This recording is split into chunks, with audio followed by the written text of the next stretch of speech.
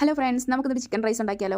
ആദ്യം നമുക്ക് കഴുകി വൃത്തിയാക്കിയ ചിക്കൻ എടുക്കാം. അതിലേക്ക് മുളക് പൊടി, കുരുമുളക്, മഞ്ഞൾപ്പൊടി, ഉപ്പ് ഇതെല്ലാം കൂടെ ചേർത്ത് നന്നായിട്ട് ഇളക്കി മാരിനേറ്റ് ചെയ്ത് മാറ്റി വയ്ക്കാം. അതിനുശേഷം ഒരു പാൻ എടുത്ത് അതിലേക്ക് നമുക്ക് ചിക്കൻ പൊരിക്കാനായിട്ട് ഇടാം. ഞാൻ ഇപ്പോൾ ഇതിനാവശ്യമായിട്ടുള്ള എല്ലാ വെജിറ്റബിൾസും കൂടെ കട്ട് ചെയ്ത് വെച്ചിട്ടുണ്ട്.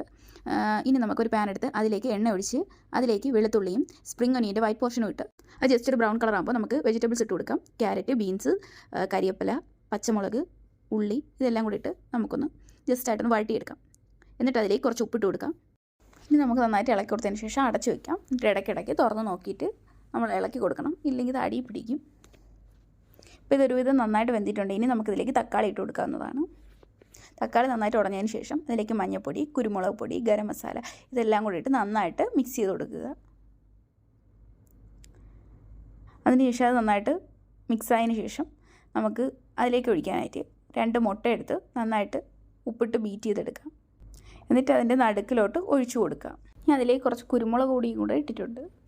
ആദ്യം കുറച്ച് നേരം ഇളക്കാതിരുന്നിട്ട് വേണം നമ്മൾ ഇളക്കി കൊടുക്കാൻ. ഇനി നമ്മൾ വേവിച്ച് വെച്ചിരിക്കുന്ന റൈസ് അതിലേക്ക് ഇട്ട് കൊടുക്കാം. റൈസ് ഇട്ടതിന് ശേഷം എല്ലാ സൈഡിലും നന്നായിട്ട് ഇളക്കി കൊടുക്കണം. മസാല എല്ലാം അതിലോട്ട് പിടിക്കുന്ന രീതിക്ക് ഇളക്കി കൊടുക്കണം നമ്മൾ.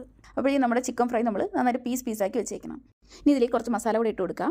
ഗരം മസാലയും കുറച്ച് മുളക് പൊടിയും കുറച്ച് കുരുമുളക് പൊടിയും കുറച്ച് ചിക്കൻ മസാലയും ഇതെല്ലാം കൂടി ഇട്ട് നന്നായിട്ട് ഇളക്കി കൊടുക്കുക. അതിനുശേഷം നമ്മൾ പീസാക്കി വെച്ചേക്കുന്ന ചിക്കൻ്റെ പീസും കൂടെ ഇട്ട് കൊടുക്കാം. എന്നിട്ട് അവസാനം മല്ലിയിലയും കൂടെ ഇട്ട് കഴിഞ്ഞാൽ നമ്മുടെ റൈസ് റെഡിയാണ് ഇവിടെ.